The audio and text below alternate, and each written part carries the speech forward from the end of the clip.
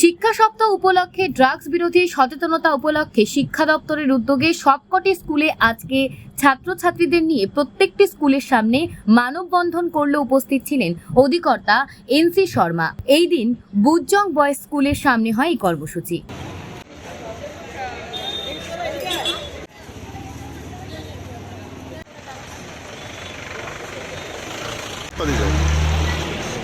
Actually আমাদের 7 দিনের শিক্ষা সপ্তাহ চলছে। আজকে হলো তৃতীয় দিন এবং এটা হলো স্পোর্টস ডেতে আমরা স্পেশালি যেটা নিয়েছি, খেলাধুলা তো হবে, সঙ্গে আমাদের ত্রিপুরাতে যে একটা প্রবলেম যে ড্রাগ এডিকশন, সেই ড্রাগ এডিকশন শুধুমাত্র কলেজ বা স্কুলের সব জায়গাতেই ছড়িয়েছে, অনেকগুলি কলেজেও ছড়িয়েছে, অনেকগুলি স্কুলেও ছড়িয়েছে।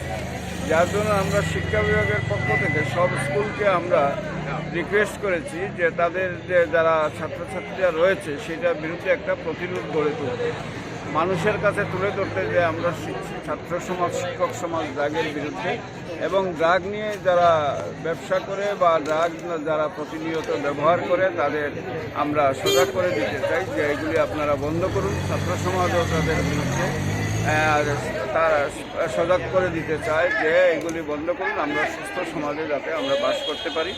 এবং আজকে সারা ত্রিপুরাতেই যতগুলি স্কুলে সম্ভব সব স্কুলগুলি এইভাবে মানববন্ধনের মাধ্যমে এই ড্রাগের বিরুদ্ধে মানুষকে সজাগ হওয়ার জন্য আহ্বান রাখছে।